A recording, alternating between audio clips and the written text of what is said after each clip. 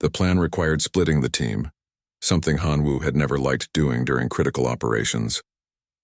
But with Imperial search fleets approaching and time running out, they had no choice but to work on multiple fronts simultaneously. Park Da and Choi Yu returned to the station to prepare the deception materials. They gathered scrap metal from the salvage yards and programmed it with false energy signatures that would mimic the destruction of the Emperor's ship.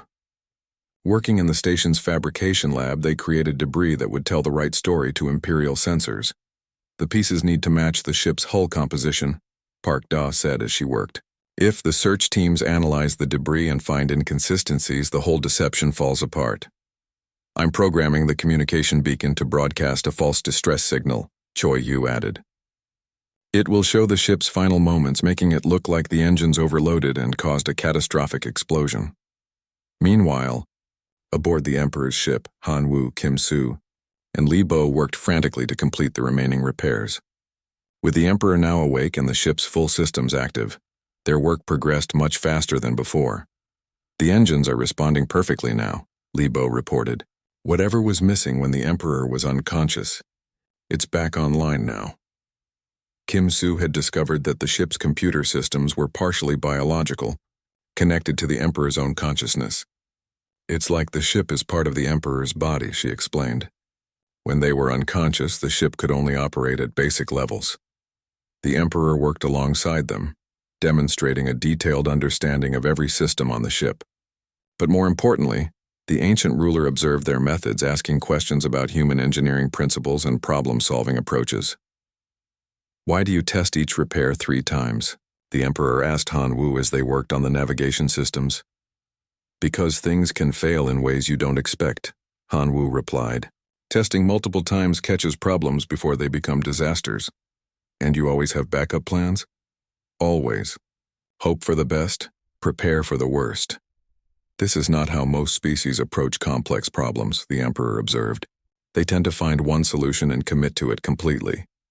That's how you get stranded in space with a broken ship, Kim Soo said from across the room. The Emperor seemed to find this amusing. Indeed, as they worked, the Imperial search fleets drew closer. Long-range sensors showed 3 massive vessels, each one larger than anything in human space. They were systematically scanning every piece of debris and energy signature in the sector. It's time, the Emperor said when the search ships were 2 hours away. Park Da and Choi Yu launched the fake debris field from the station, scattering it across the ship's last known location. The pieces were programmed to emit energy signatures matching the ship's hull material, creating the appearance of a recent and violent explosion. At the same time, Kim Soo activated the deception protocols they had built into the station's communication array. False sensor readings flooded the area, showing exactly what Imperial searchers would expect to see if the Emperor's ship had suffered a catastrophic engine failure. The Emperor's ship moved carefully away from the station, using its partially repaired stealth systems to avoid detection. Li Bo monitored the engines while Hanwoo tracked their progress on sensors that were far more sophisticated than anything humans had developed. The search fleet is responding to our fake signals, Choi Yu reported from the station. They're moving to investigate the debris field. For 30 tense minutes they waited to see if the deception would work. The Imperial ships examined the false wreckage with sensors that could detect molecular-level details. Any inconsistency would expose the entire plan. Finally, Kim Soo picked up communications from the search fleet. Her translation software worked frantically to decode the Imperial language. They're convinced, she said with relief. The lead ship is reporting that they've found evidence of the Emperor's ship destruction. They're preparing to return to Imperial space with the news. It worked, Li Bo said, hardly believing it himself. Your plan was brilliant, the Emperor said.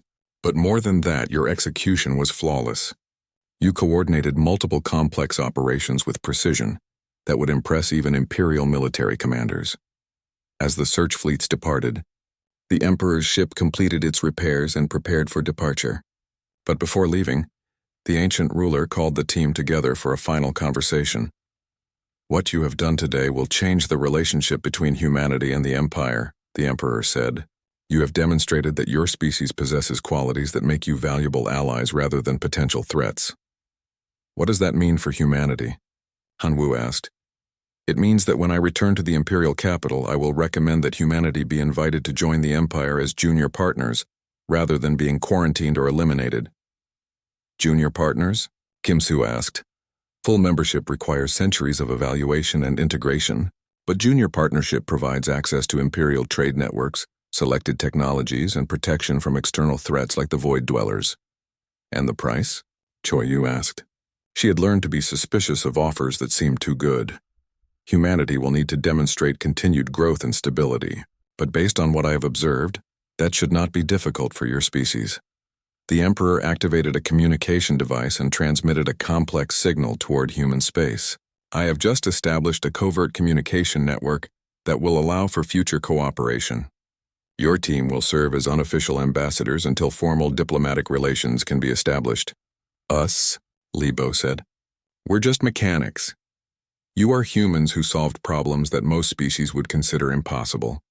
You worked together under pressure, treated strangers with respect, and risked your own safety to help someone in need. These are exactly the qualities that make effective ambassadors. Park Da looked around at her teammates. What would we need to do? Occasionally, Empire representatives will contact you with requests for human perspective on various issues. Nothing that would conflict with your loyalty to your own species, but insights that could help prevent misunderstandings between our civilizations. And in return, Han Wu asked, humanity will receive gradual access to selected Imperial technologies, advanced materials, improved propulsion systems, medical knowledge that could extend human lifespans. The integration will be slow and careful, but it will accelerate human development significantly. The Emperor handed Han Wu a small device that looked like a combination of crystal and metal. This communicator will allow you to contact Imperial representatives when necessary. Use it wisely. As the Emperor prepared to depart, Keth approached the team one final time. Thank you, the alien said simply. What you did saved not just the Emperor, but possibly the entire galaxy from civil war. We were just doing our job, Han Wu said. That may be the most human thing you've said yet, the Emperor observed with something that might have been amusement. The team returned to orbital station Kepler-7 as the Emperor's ship disappeared into hyperspace, its advanced stealth systems rendering it invisible to all sensors. To anyone watching, it would appear that the mechanics had simply completed a routine repair job on a mid-tier exploration vessel. Han Wu filed his official report using exactly those words. Successfully completed repairs on mid-tier exploration vessel with minor technical difficulties. The paperwork listed standard repairs to engines, hull, and communication systems. Nothing in the report mentioned Emperor's galactic empires or the potential extinction of humanity. But in his personal files, encrypted with codes that Kim-Soo had developed, Han Wu recorded the true story of what had happened. Someday, when humanity was ready, the full account would become part of the historical record. 3 days later, as Han Wu was reviewing new work orders in the station's mess hall, his personal communicator activated for the first time. A message appeared in perfect human text. Coordinates for first diplomatic mission attached. Mission begins in 30 days. Prepare your team. He looked around at Kim-Soo, Park Da, Libo, and Choi Yu, who were sharing breakfast and discussing their next repair job. They had no idea that they were about to become humanity's first ambassadors to a galactic empire. But knowing his team, Han Wu was confident they would handle it the same way they handled everything else, by treating an extraordinary challenge as just another problem to be solved. After all, they were humans. That's what they did. The ship's atmosphere changed during the 3rd day of repairs. Han Wu felt it first as a subtle shift in the air circulation, then as a deep vibration that seemed to come from everywhere at once. The lights grew brighter and sections of the ship that had been dormant suddenly came to life. Something's happening, Kim-Soo said over the communicator. Her voice carried a note of concern. Power levels are increasing throughout the ship. Systems I didn't even know existed are activating. Libo, working deep in the engine compartment, confirmed what they were all beginning to suspect. The main power core is fully active now. Whatever was sleeping in this ship just woke up. Park Da stopped her welding work on the hull and looked toward the ship's interior. Through the metal walls she could feel a presence. Something vast and ancient was stirring in the depths of the vessel. Keth appeared suddenly in the corridor where Han Wu was working, moving faster than the alien had moved since they first met him. His face showed a mixture of relief and terror. "The Emperor is awakening," Keth said. "You must all come. Now." They gathered their tools quickly and followed Keth through corridors that were now fully illuminated and humming with activity. The ship felt alive in a way it hadn't before, as if it had been waiting for its true master to return to consciousness. Keth led them to what they had thought was a cargo bay. As they approached, massive doors opened silently, revealing a chamber unlike anything they had seen on the ship. The room was circular, with a high domed ceiling, covered in patterns that moved and shifted like living art. In the center stood a raised platform surrounded by devices that looked like a combination of technology and organic growth. On the platform, a figure was rising from what could only be described as a sophisticated bed or medical chamber. The being was tall, perhaps 7 feet in height, with features that were recognizably humanoid but clearly evolved far beyond baseline human characteristics. The Emperor's skin had a pale, almost translucent quality, and when the ancient ruler opened their eyes, Han Wu felt as if he was looking into the depths of space itself. Emperor Valdris stepped down from the platform with movements that were both graceful and impossibly precise. When the Emperor spoke, the voice carried the weight of millennia. "I am told that representatives of humanity have been repairing my vessel," the Emperor said. The words were in perfect human standard, but there was an quality to them that suggested the Emperor could speak in any language ever developed. "This is unexpected." Han Wu stepped forward, fighting the urge to bow or show deference. In his experience, treating everyone with simple professional respect worked better than trying to guess at alien customs. "We're mechanics from Orbital Station Kepler 7, he said. "We were sent to repair what we thought was a damaged exploration vessel. We only learned who you are yesterday, and yet you continued working," the Emperor observed. "Interesting." Kim Su, unable to contain her curiosity about the technology around them, spoke up. "Your ship's systems are incredible. We've never seen anything like them." "They represent 3,000 years of continuous development," the Emperor said. "But I am more interested in your approach to solving the problems they presented. Keth has been reporting your progress." Li Bo, still holding his diagnostic scanner, asked, "Why were you coming to Earth?" "Keth said you were planning to evaluate humanity." The Emperor turned to study Li Bo with those ancient eyes. "Your species has attracted attention throughout the galaxy. Not for your technology, which is adequate but not exceptional.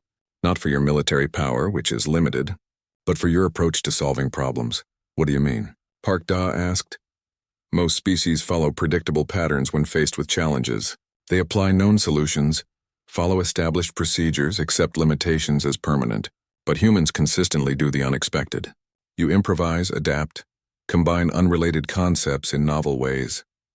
Choi Yu had been quietly observing the Emperor since their arrival. "Is that good or bad?" "That is what I came to determine," the Emperor said. "Such unpredictability can be either a valuable asset or a dangerous threat to galactic stability." "And the attack?" Han Wu asked. Keth mentioned void dwellers. The Emperor's expression darkened. "Ancient enemies who have waited in the dark spaces between galaxies for millions of years. They view the growth of organized civilization as a threat to their plans for the universe. My interest in humanity apparently convinced them that the time had come to act." "Why would they care about us specifically?" Kim Su asked. "Because your species represents something they particularly fear: unpredictable growth. They can calculate the development paths of most civilizations, but humans consistently exceed predictions. You solve problems that should be impossible, survive challenges that should destroy you, cooperate in ways that benefit everyone involved." The Emperor gestured toward the repair work they had been doing. "This is a perfect example. Faced with technology far beyond your understanding, you didn't retreat or demand explanations. You simply began working to fix what was broken. And your solutions have been both effective and elegant." "We're just doing our job," Han Wu said. "Exactly, and that may be what makes your species unique. You treat extraordinary challenges as ordinary problems to be solved." The Emperor walked around the chamber, examining displays that showed the ship's status and the progress of repairs. "I have been studying human transmissions for 50 years. Your entertainment, your news, your scientific communications. The picture they painted was of a species with great potential, but also great capacity for destructive behavior." "That's probably accurate," Choi Yu said quietly. Yes, but watching you work has provided a different perspective. When faced with a situation that could have been used for personal gain or political advantage, you chose to simply help someone in need. Li Bo looked confused. What else would we do? You could have attempted to steal technology. You could have tried to contact your government for instructions. You could have demanded payment beyond what was originally offered. You could have abandoned the work when you learned how dangerous the situation had become. Those options never occurred to us, Park Da said. That is precisely what makes your species interesting, the Emperor said, and potentially valuable as allies. The word allies hung in the air. Hanwoo felt the weight of what the Emperor was suggesting. This conversation might be determining not just their personal fate, but the future of all humanity. What happens now? He asked. Now we complete the repairs and ensure my safe departure. But first we must deal with more immediate concerns. The Emperor activated a wall display that showed the space around the station. Several large ships were approaching, their energy signatures different from anything in human space. Imperial search fleets, the Emperor explained. They believe my ship was destroyed, but they are investigating this sector thoroughly. If they detect my presence here, it will create political complications that could destabilize the entire empire. We have a plan for that, Kim Soo said. We can make it look like your ship really was destroyed. The Emperor listened as she explained their deception strategy. When she finished, the ancient ruler was quiet for a long moment. Your plan has merit, the Emperor said finally, but it will require precise timing and coordination. Are you willing to risk your own safety to help implement it? We've come this far, Hanwoo said. Besides, if the empire falls apart, everyone suffers, including humanity. And if the deception fails, you will all be considered accomplices in crimes against imperial security.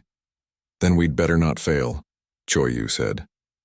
The Emperor studied each of them in turn, those ancient eyes seeming to look into their very souls. Very well. We will proceed with your plan, but I want you to understand what you are risking. If this succeeds, humanity will earn a place as a valued ally of the Empire. If it fails, your species may face consequences you cannot imagine. We understand, Hanwoo said.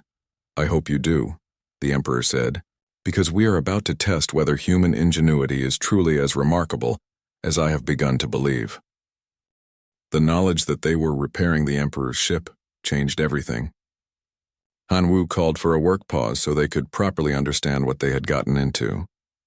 Kim Soo spent the next few hours carefully accessing human intelligence databases, gathering every piece of information she could find about the Valdris Empire. What she discovered was both fascinating and terrifying. The Valdris Empire has existed for over 3,000 years, she told the team as they gathered in the ship's conference room.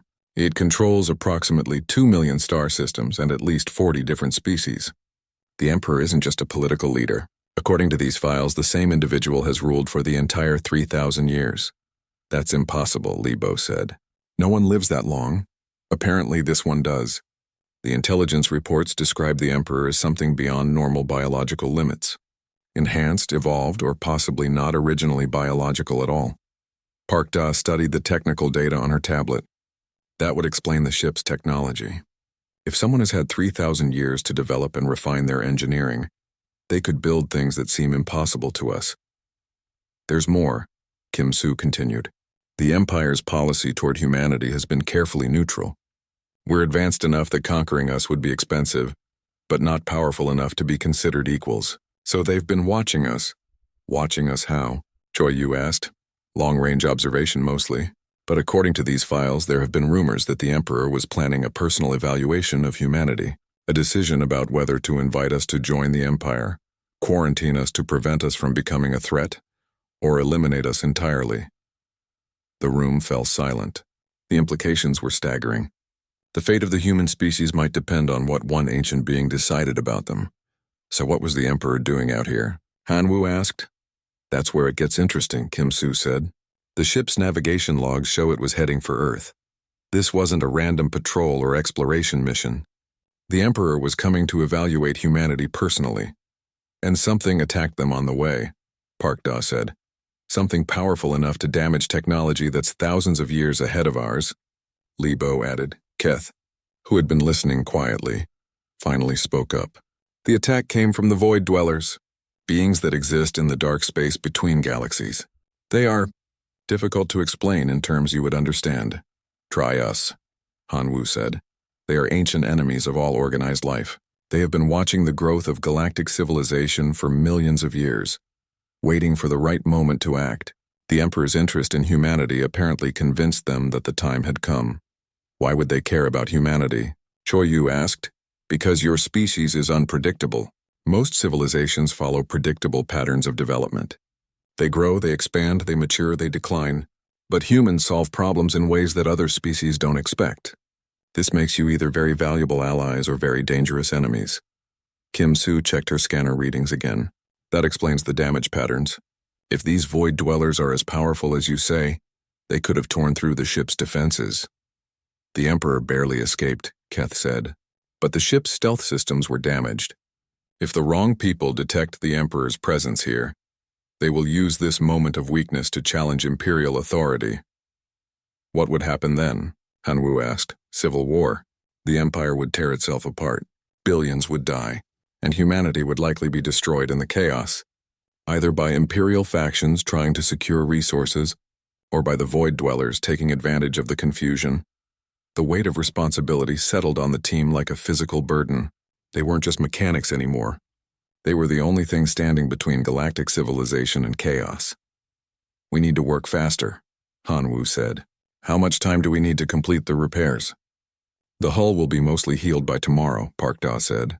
I can accelerate the process with some targeted welding. The engines are complex, but I think I understand them now, Li Bo said. Another day, maybe two. Computer systems will take time, Kim Soo said. The security protocols are incredibly sophisticated, but I think I can restore basic functionality in about 36 hours. Communications are actually the easiest part, Choi Yu said. Once the main computers are working, the communication system should come online automatically. So we're looking at about 3 days total, Hanwoo said. That may be too long, Keth said nervously. Imperial search fleets are already investigating this sector. If they detect the ship's energy signature, then we make sure they don't detect it, Hanwoo said. Can we mask the ship's power output somehow? The stealth systems are damaged, Keth said. That's part of what needs to be repaired. What if we don't wait for the stealth systems? Kim Soo said. What if we create a false energy signature instead? What do you mean? Li Bo asked. I mean, we make it look like the ship was destroyed. Create debris, fake energy readings, whatever it takes to convince the search fleets that there's nothing here to find. Park Da looked up from her calculations. That's actually brilliant. If we can make them think the ship exploded, they'll stop looking for it. But how do we do that without actually destroying the ship? Choi Yu asked. We don't need to destroy it. We just need to make it look destroyed on their sensors, Kim Soo said. I can create false readings, maybe even some fake debris from station salvage materials. Keth looked hopeful for the first time since they had met him. That could work, but it would require precise timing and coordination. That's what we do, Hanwoo said. We solve problems. They spent the next several hours planning. Kim Soo would create the false sensor readings using the station's communication array. Park Da would prepare debris materials to scatter in the ship's last known location. Li Bo would work on the ship's engines to ensure they could leave quickly once the deception was in place. Choi Yu would monitor Imperial communications to track the search fleets. As they worked, Hanwoo found himself thinking about the bigger picture. Humanity was about to be evaluated by a being with the power to determine their species' future. The fact that they were helping this emperor might influence that evaluation, but there was no way to know how. Keth, he said during a break in the planning. What is the emperor like? As a person, I mean. Keth considered the question carefully. The emperor is ancient, wise in ways that come from experiencing the rise and fall of civilizations, but also curious about new things, new ideas. The fact that the emperor chose to evaluate humanity personally, rather than sending representatives, suggests genuine interest. Is that good or bad for us? I honestly don't know. The emperor has made decisions that have preserved peace for thousands of years, but also decisions that have eliminated entire species that were judged to be threats. What kind of threats? Species that were aggressive beyond reason. Civilizations that consumed everything around them without regard for other life. Cultures that were fundamentally incompatible with peaceful coexistence. Hanwoo thought about humanity's history. Wars, environmental destruction, nuclear weapons, countless conflicts over resources and ideology. By some measures, humans might fit the description of a threat species, but they were also capable of cooperation, creativity, and growth. The fact that his team was working to save an alien ruler instead of trying to exploit the situation might say something positive about humanity's character. "There's something else you should know," Keth said quietly. "The Emperor has been studying human transmissions for over 50 years. Television broadcasts, internet communications, scientific papers, everything humans send into space. The Emperor already knows a great deal about your species." What kind of conclusion did that lead to? That's why the Emperor was coming to Earth. The transmissions showed a species that was both promising and concerning. The Emperor wanted to observe humanity directly before making a final decision. And instead, humans are the ones fixing the Emperor's ship. Yes, which is either very fortunate for humanity or very dangerous depending on how the Emperor interprets your actions. Han Wu looked around at his team, still planning and working to save a being they had never met, from an empire they barely understood, while potentially determining the fate of their own species. "Well," he said finally, "I guess we'd better do a good job." The second day of repairs brought more questions than answers. Han Wu had split his team across the massive ship, with each person focusing on their area of expertise. What they were discovering made less sense with each passing hour. Park Da worked alone in the damaged hull sections, her equipment spread around her in careful order. She had been examining metal and composites for 8 years, but nothing had prepared her for this. The hull breaches were wrong in every possible way. "These aren't weapon impacts," she said into her communicator. "Han Wu, you need to see this." She ran her scanner over the damaged area again. The metal had been torn, not melted or blasted. Whatever had attacked the ship had ripped through hull plating that was stronger than anything humans could manufacture. But that wasn't the strangest part. "The metal is healing itself," she said when Han Wu arrived. "Look at this." She pointed to a section where the breach was slowly getting smaller. The metal edges were growing toward each other, microscopic threads building new material one molecule at a time. "That's impossible," Han Wu said. "I know, but it's happening. At this rate, the smaller breaches will seal themselves completely in another few days." Han Wu knelt beside the damaged area and touched the growing metal. It was warm, almost like living tissue. "Have you ever seen anything like this before?" "Never. This isn't just advanced technology. This is something completely different." 3 decks below, Li Bo was having his own revelations in the engine room. The power systems were beyond his understanding, but he was learning by watching and testing. What he found was impossible according to everything he knew about physics. "The engines don't push against anything," he told Kim Soo over the communicator. "They're changing space itself, making it curve and bend." He had spent hours studying the engine core, a sphere of dark metal that seemed to contain something much larger than its physical size. When he looked at it directly, his eyes watered and his head hurt. But when he looked at his scanner readings, the data showed energy levels that should have destroyed the ship. "Kim Soo, are you getting these power readings?" "I'm getting them," Kim Soo replied from the ship's computer center. "But I don't believe them. According to this, the ship's main power core is putting out more energy than our sun. How is that possible?" "I don't know. But I'm starting to think this isn't just an exploration ship." Kim Soo was surrounded by computer systems that made human technology look like stone tools. The ship's main computer was a hybrid of mechanical systems and something that seemed almost biological. When she touched the control interfaces, they responded to her thoughts as much as her physical commands. She had been trying to access the ship's basic systems for navigation repair, but every path led to security blocks and encrypted files. The few files she could read were in languages her translator couldn't handle completely. But some words came through clearly: Imperial Protocol and Throne Fleet Authorization. "Han Wu," she said into her communicator. "I think this ship belongs to some kind of government. A big one. What makes you say that?" "The computer systems have security levels I've never seen before. And the navigation logs show jump coordinates for systems that aren't on any human star maps, including what looks like multiple galactic cores."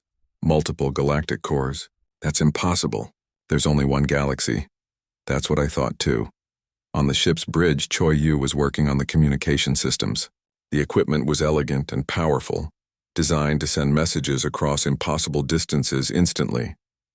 But when she accessed the message logs, what she found made her hands shake. The ship had been in contact with something called the Imperial Fleet Command.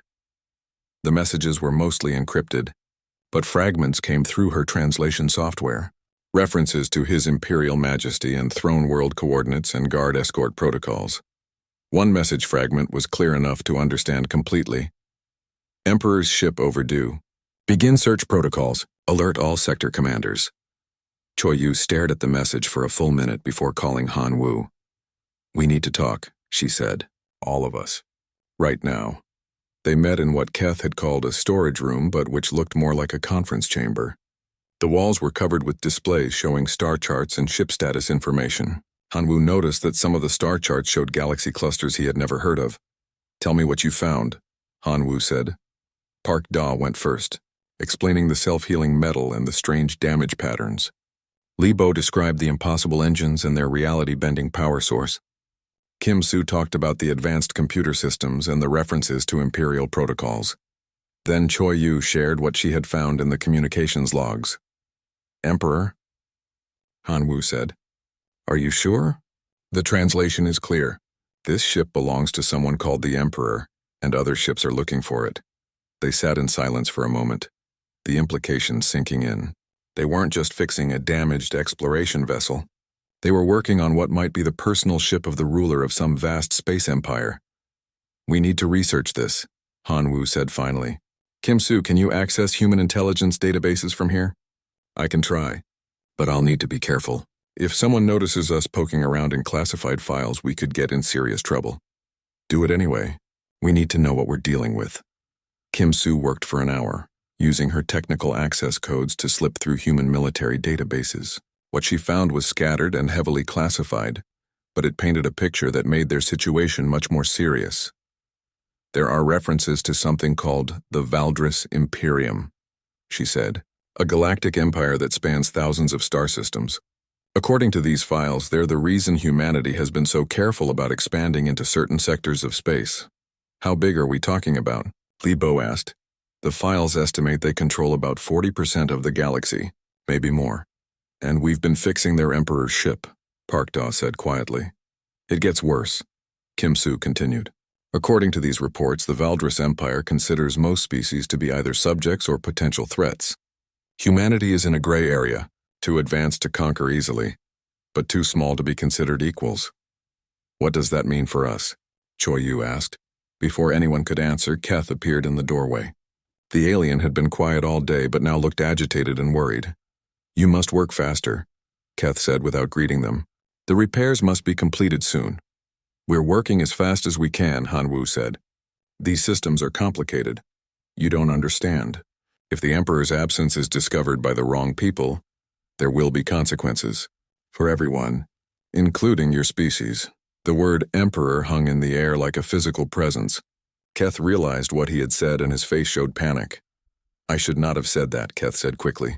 Please, just focus on the repairs. Too late, Han Wu said, standing up. We already figured it out. This ship belongs to the Emperor of the Valdris Empire. Keth's shoulders slumped in defeat. Yes. And if certain factions within the Empire learn that he is vulnerable, they will use this opportunity to attempt a coup. The political balance of the entire galaxy could change. And humanity? Choi Yu asked. If the Emperor falls, the new rulers will likely view your species as a threat to be eliminated, rather than a curiosity to be studied. The room fell silent, except for the soft hum of the ship's systems. Han Wu looked at his team. They were good people, skilled at their jobs, but none of them had signed up to influence galactic politics. How long do we have? He asked. Unknown. The Emperor's ship was supposed to arrive at its destination 3 days ago. The Imperial fleet is already searching, but they believe the ship was destroyed. That gives us some time, but not much. And if they find out the Emperor is alive but helpless, then civil war will tear the Empire apart, and humanity will likely be caught in the crossfire. Han Wu sat down heavily. In 36 hours, his team had gone from fixing a routine exploration vessel to holding the fate of galactic civilization in their hands. We need to finish these repairs, he said finally. Fast, can you do it? Keth asked. Han Wu looked around at his team. Kim Soo was already planning computer system repairs. Park Da was calculating hull restoration time, Li Bo was reviewing engine diagnostics. Choi Yu was analyzing communication requirements. We're about to find out. The morning shift alarm echoed through orbital station Kepler 7, cutting through the usual hum of machinery and distant conversations. Han Wu rolled out of his narrow bunk and stretched his back. 15 years of fixing ships in zero gravity had taught him to appreciate every moment his feet touched solid ground, even if it was just station flooring. He made his way to the mess hall, where the familiar smell of synthetic coffee greeted him. The other members of his team were already there, huddled around their usual table near the viewport that looked out into space. Kim Soo had her tablet out, probably reading technical manuals again. Park Da methodically ate her breakfast while reviewing safety protocols on her datapad. Li Bo, the youngest of them all at 25, was wolfing down his food like he was afraid it might disappear. Choi Yu sat quietly, watching the ships come and go through the viewport. "Morning, boss," Kim Soo said without looking up from her tablet. "We got a new job assignment." "Came in about an hour ago." Han Wu slid into his seat and activated the table's display screen.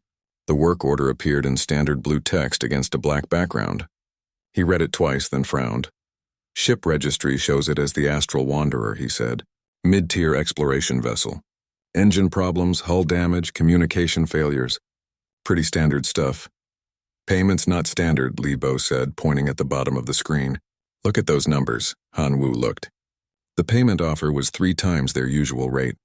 In 15 years of repair work, he had learned that when someone offered to pay too much, there was always a reason. "Maybe they're just in a hurry," Park Da suggested. She was always the optimist. "Rich explorers don't like being stuck on repair stations." "Or maybe there's something they're not telling us," Choi Yu said quietly. She had a talent for noticing things others missed. It made her very good at her job. They finished breakfast and gathered their tools. Han Wu led them through the station corridors toward the docking bay. Kepler 7 was a busy place with ships arriving and departing every few hours. Mechanics, traders, and travelers from dozens of species moved through the halls. It was one of the few places in known space where humans worked alongside aliens as equals. The docking bay was massive, designed to handle everything from small personal craft to large cargo haulers. But when they reached Bay 94, all 5 of them stopped and stared. "That's not a mid-tier exploration vessel," Kim Soo said. The ship stretched nearly 2 kilometers from nose to tail. Its hull was dark silver, covered with patterns that seemed to shift when Han Wu looked at them directly. The metal itself looked unlike anything he had seen before. It seemed to absorb light in some places and reflect it strangely in others. "The work order must be wrong," Li Bo said. "This thing is huge. Work orders don't usually get the size wrong by this much," Park Da said. She was already scanning the hull with her tablet, taking measurements and running material analysis. "These readings are strange. The metal composition doesn't match anything in our database." A tall figure approached them from the ship's boarding ramp. The being was humanoid but clearly not human. Its skin had a pale blue tint and its features were sharp and elegant. It wore simple work clothes, but they looked expensive. "You are the repair team?" the being asked in perfect human standard language. "That's us," Han Wu said. "I'm Han Wu, team leader. This is Kim Soo, Park Da, Li Bo, and Choi Yu. You are?" "I am Keith. I represent the ship's owners. They are very eager to have the repairs completed quickly." Keth's voice carried a slight accent that Han Wu couldn't place. "Time is very important." "We understand," Han Wu said. "Can you show us the damaged areas?" Keth led them up the boarding ramp and into the ship. The interior was even more impressive than the exterior. The corridors were wide and tall, with gentle curves instead of sharp angles. The lighting seemed to come from the walls themselves, providing a soft, even glow. Everything was clean and perfectly maintained, which made the reported damage even more puzzling.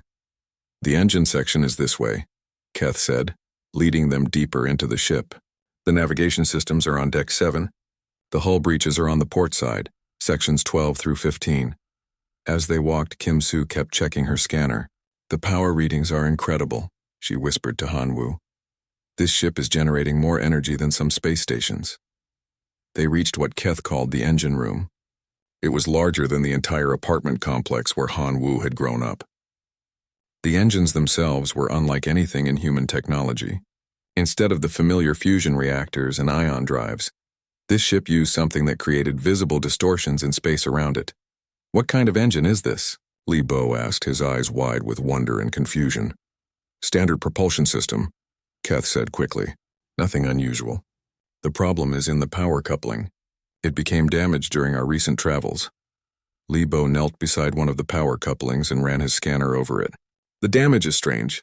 It looks like something tried to tear it apart from the inside. Mechanical failure, Keth said. These things happen. But Hanwoo noticed that Keth's hands were shaking slightly. The alien was nervous about something, and it wasn't just normal anxiety about ship repairs. They spent the next 2 hours examining the damaged systems. Each area told the same story. The damage wasn't from normal wear and tear or even from weapon fire. Something had attacked this ship, something powerful enough to damage technology that was far beyond human understanding. We can fix most of this, Hanwoo told Keth when they finished their inspection. But we're going to need some time to understand how your systems work. This technology is new to us. How much time? Keth asked. 3 days, maybe 4. Keth's face showed distress. That may be too long. Is there no way to work faster? We could work in shifts, Hanwoo said. Round-the-clock repairs.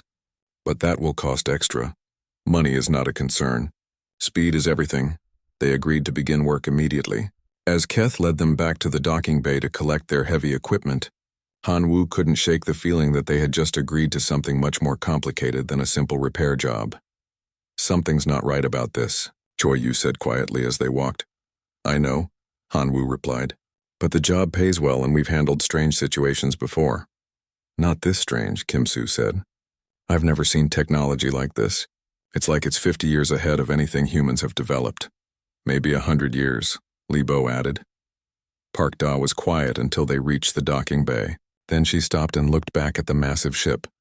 Hanwoo, she said, I don't think we're just fixing a ship. I think we're about to get involved in something much bigger. Hanwoo looked back at the ship, with its strange metal hull and impossible size. Part of him wanted to walk away, to find a safer job with normal problems and familiar technology. But another part of him was curious. In 15 years of repair work, he had never encountered anything like this.